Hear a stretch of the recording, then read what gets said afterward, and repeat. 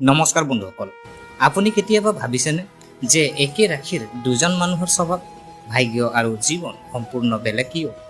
এজন ব্যক্তিয়ে কম বয়সতে সফলতা লাভ কৰে, আন এজন ব্যক্তিয়ে অপৰিসীম কষ্ট কৰিও সংগ্ৰাম কৰি থাকে। ইয়াৰ এটা গুৰুত্বপূৰ্ণ কাৰণ কেৱল তেওঁলোকৰ ৰাশি নহয়, সিহঁতৰ লগ্ন। বৈদিক জ্যোতিষত লগ্ন ৰাশিফলৰ ভেটি বুলি গণ্য কৰা হয়। ই আপোনাৰ ব্যক্তিত্ব, চিন্তাধাৰা, স্বাস্থ্য, জীৱনৰ দিশ, কেৰিয়াৰ, বিবাহ, ধন সম্পত্তি আৰু সামাজিক অৱস্থান গভীৰভাৱে প্ৰভাৱিত কৰে। গতিকে এজন ব্যক্তিৰ ৰাশিফল বিশ্লেষণ কৰোঁতে লগ্নক সৰ্বোচ্চ গুৰুত্ব দিয়া হয়। আজিৰ ভিডিঅ'টোত আমি তুলা ৰাশিৰ লগ্নৰ বিষয়ে বিতংভাৱে আলোচনা কৰিম। যদি আপোনাৰ ৰাশিফলত তুলা লগ্ন আছে বা আপোনাৰ পৰিয়াল, বন্ধু বান্ধৱী, পত্নীৰ তুলা লগ্ন আছে, তেন্তে এই ভিডিঅ' আপোনাৰ বাবে অত্যন্ত উপযোগী হ'ব পাৰে। এই ভিডিঅ'টোত আমি তুলা ৰাশিৰ যি তুলা লগ্ন মানুহৰ স্বভাৱ, তেওঁলোকৰ সৰ্বোচ্চ শক্তি, জীৱনৰ প্ৰত্যাহ্বানৰ সৃষ্টি কৰিব পৰা তেওঁলোকৰ দুৰ্বলতা আৰু কেৰিয়াৰ, চাকৰি, ব্যৱসায়, বিবাহ, প্ৰেম, ধন, স্বাস্থ্য আৰু আধ্যাত্মিক জীৱনত তুলা ৰাশিৰ জাতক জাতিকাৰ প্ৰভাৱৰ বিষয়ে অন্বেষণ কৰিম। শেষত আমি কিছুমান সাধাৰণ জ্যোতিষৰ প্ৰতিকাৰৰ বিষয়ে অন্বেষণ কৰিম, যিবোৰ জীৱনত ভাৰসাম্য, ইতিবাচকতা বজাই ৰখাত সহায় কৰে বুলি বিশ্বাস কৰা হয়। গতিকে আৰু অধিক গুৰুত্ব নিদিয়াকৈ তুলা ৰাশি যি তুলা লগ্ন জাতক জাতিকাসকল প্ৰকৃততে কেনেকুৱা আৰু তেওঁলোকৰ বিষয়ে বৈদিক জ্যোতিষে কি কয়, সেই বিষয়ে অন্বেষণ কৰোঁ আহকচোন। প্ৰিয় দৰ্শক, প্ৰথমে বুজি লওঁ যে তুলা লগ্নৰ যি শাসক গ্ৰহটো হৈছে শুক্ৰ। তুলা ৰাশিৰ যিহেতু শুক্ৰ, আৰু শুক্ৰক প্ৰেম, সৌন্দৰ্য, শিল্প, বিলাসিকতা, ভাৰসাম্য, সম্পৰ্ক, বস্তুগত আনন্দৰ কাৰক হিচাপে গণ্য কৰা হয়। সেয়েহে তুলা ৰাশিৰ জাতক জাতিকাসকলৰ আজিৰ দিনটো প্ৰায় শুক্ৰ গুণ প্ৰদৰ্শিত হয়। ব্যক্তিত্ব আৰু স্বভাৱ যদি চাওঁ, তুলা ৰাশিৰ যি লগ্নৰ জাতক জাতিকাসকলে সাধাৰণতে শান্ত, ভদ্ৰ আৰু সুষম বুলি গণ্য কৰা হয়। তেওঁলোকে কোনো বিষয়ক একেটা দৃষ্টিকোণৰ পৰা চোৱা নাই, বৰঞ্চ দুয়ো পক্ষক বুজিবলৈ চেষ্টা কৰে। এই কাৰণেই তেওঁলোকক ন্যায়সংগত আৰু ন্যায্য বুলি গণ্য কৰা হয়। তেওঁলোকৰ ব্যক্তিত্ব মনোমোহা, তেওঁলোকৰ কথাৰ দ্বাৰা মানুহ প্ৰভাৱিত হ'ব পাৰে। তেওঁলোকে সামাজিক জীৱনত ভাল সম্পৰ্ক গঢ়ি তোলাত পাকৈত হ'ব পাৰে আৰু দলত কাম কৰাটো পচন্দ কৰে। কেতিয়াবা আনকি মানুহৰ মাজত মধ্যস্থতাকাৰীৰ ভূমিকাও পালন কৰে। সিদ্ধান্ত আৰু গ্ৰহণৰ শৈলী যদি চাওঁ, তুলা ৰাশিৰ লগ্নৰ আটাইতকৈ ডাঙৰ বৈশিষ্ট্য হ'ল সুষম চিন্তাধাৰা, কিন্তু এইটো কেতিয়াবা প্ৰত্যাহ্বান হৈ উঠিব পাৰে। তেওঁলোকে প্ৰতিটো দিশ বিবেচনা কৰে, গতিকে সিদ্ধান্ত ল'বলৈ সময় লাগিব পাৰে। কেতিয়াবা আনৰ মতামতক অত্যাধিক গুৰুত্ব দিলে বিভ্ৰান্তিৰ সৃষ্টি হ'ব পাৰে। শিক্ষা আৰু কেৰিয়াৰ যদি চাওঁ, তুলা লগ্নৰ যি আপোনাৰ লোকে যোগাযোগ, ভাৰসাম্য, মানুহৰ সৈতে কাম কৰাৰ প্ৰয়োজন হোৱা ক্ষেত্ৰত ভাল প্ৰদৰ্শন কৰিব পাৰে। যেনে ধৰি লওক উকিল, ব্যৱসায়, বেংকিং, বিপণন, মিডিয়া, ফেশ্বন, ডিজাইন, হোটেল উদ্যোগ, পৰ্যটন, জনসংযোগ, পাঠদান। যদি শুক্ৰ, বুধ দশম স্থান ৰাশিফলত শক্তিশালী হয়, তেন্তে কেৰিয়াৰত ভাল অগ্ৰগতি আশা কৰা হয়। প্ৰিয় দৰ্শক, ধন আৰু আৰ্থিক পৰিস্থিতি যদি চাওঁ, এই জাতক জাতিকাসকলে হয়তো আৰামদায়ক জীৱন পছন্দ কৰে। বিলাসিকতাত খৰচ কৰাৰ প্ৰতিও তেওঁলোকক প্ৰৱণতা থাকিব পাৰে। যদি তেওঁলোকে আৰ্থিক অনুশাসন বজাই ৰাখে আৰু অপ্ৰয়োজনীয় খৰচৰ পৰা আঁতৰি থাকে, তেন্তে তেওঁলোকে যথেষ্ট পৰিমাণৰ সঞ্চয় জমা কৰিব পাৰে।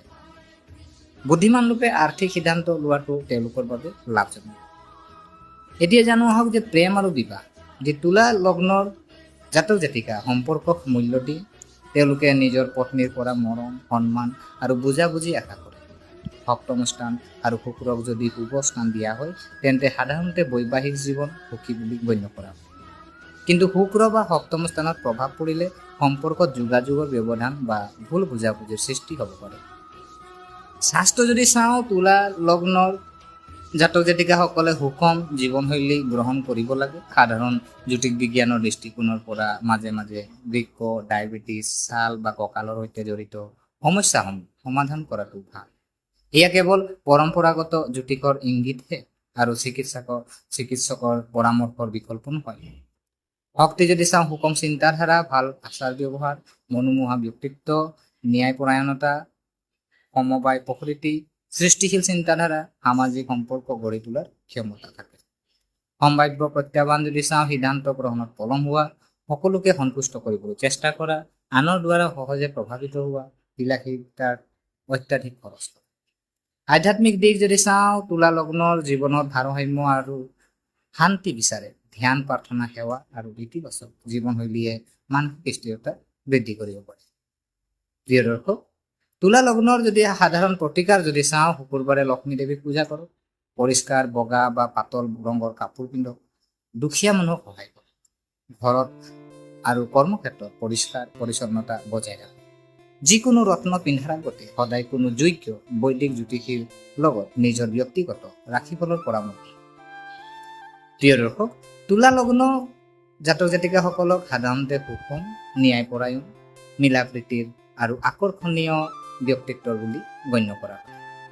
যদি তেওঁলোকে সময়মতে সিদ্ধান্ত ল'বলৈ শিকে, খৰচ নিয়ন্ত্ৰণ কৰে আৰু নিজৰ সামৰ্থ্য বুদ্ধিমান ৰূপে ব্যৱহাৰ কৰে, তেন্তে তেওঁলোকে জীৱনৰ বহু ক্ষেত্ৰত ভাল অগ্ৰগতি লাভ কৰিব।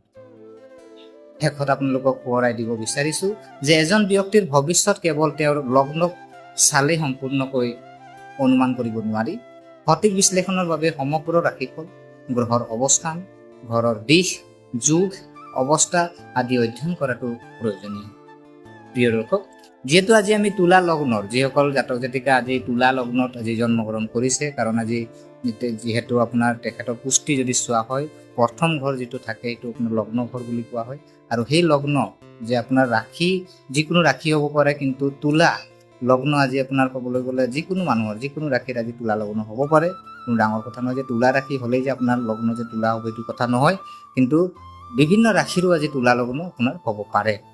গতিকে আশা কৰিছোঁ ভিডিঅ'টো চাই আপোনালোকে ভাল পাব।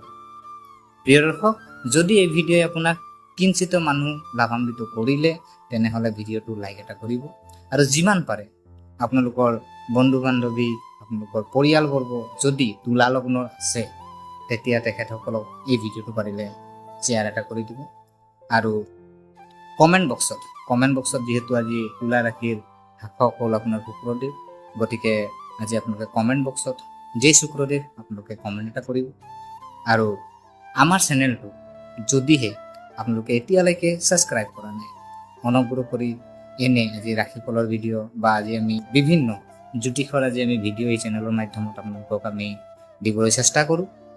গতিকে আপোনালোকে যদি এতিয়ালৈকে ছাবস্ক্ৰাইব কৰা নাই, অনুগ্ৰহ কৰি ছাবস্ক্ৰাইব কৰি আমাক উৎসাহিত কৰিব বুলি আশা থাকিল। পুনৰ লগ পোৱাৰ প্ৰতিশ্ৰুতিৰে আজিলৈ আমি বিদায় মাগিলোঁ। ধন্যবাদ।